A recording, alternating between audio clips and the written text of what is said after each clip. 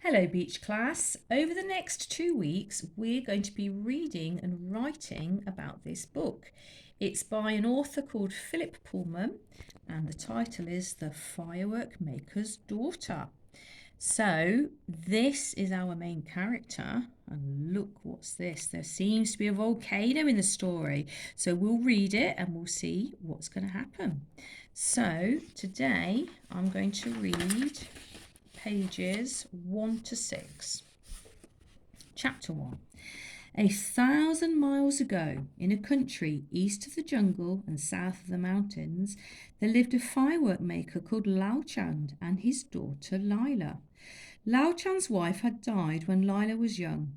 The child was a cross little thing, always crying and refusing her food, but Lao Chand built a cradle for her in the corner of the workshop, where she could see the sparks play and listen to the fizz and crackle of the gunpowder. Once she was out of her cradle, she toddled around the workshop, laughing as the fire flared and the sparks danced. Many a time she burnt her little fingers, but Lao Chan splashed water on them and kissed her better, and soon she was playing again. When she was old enough to learn, her father began to teach her the art of making fireworks. She began with little crackle dragons, 6 on a string. Then she learned how to make leaping monkeys, golden sneezes, and Java lights.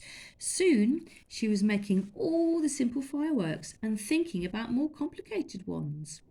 One day she said, "Father, if I put some flowers of salt in a Java light instead of cloud powder, what would happen?"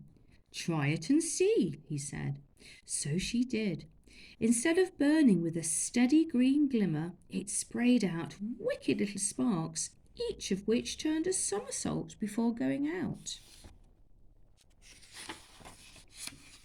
"Not bad, Lila," said Lao Chand. "What are you going to call it?" Tumbling demons," she said. "Excellent. Make a dozen and we'll put them into the New Year festival display." The tumbling demons were a great success, and so were the shimmering coins that Lila invented next.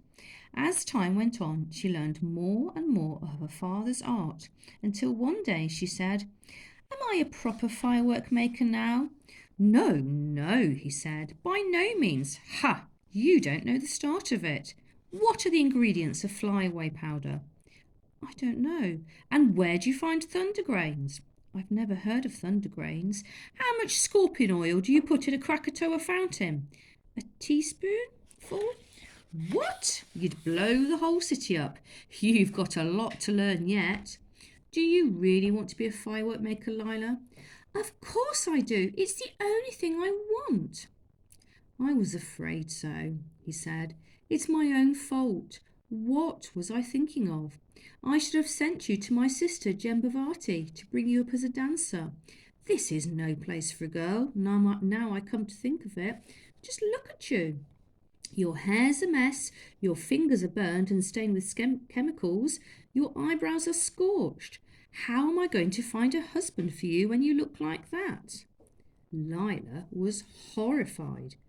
"A husband? Well, of course. You don't imagine you can stay here forever, do you?"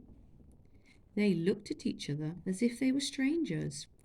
Each of them had had quite the wrong idea about things, and they were both alarmed to find it out.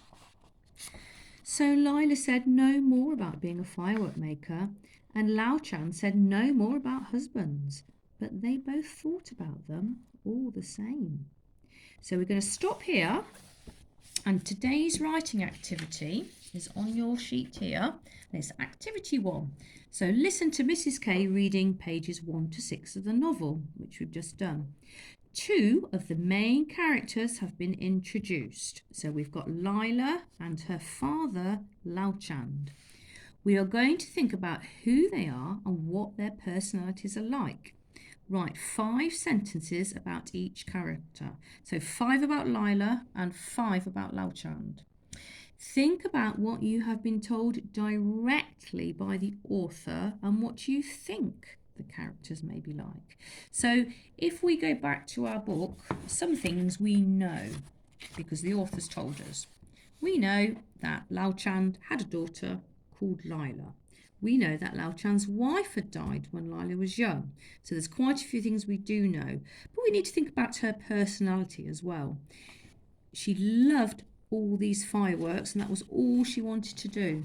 So we might say that Lila was her one dream in life, wanted to be a firework maker. We might say that she was very brave because she wasn't afraid of the fireworks. So have a go at your writing task, and then we'll read some more tomorrow.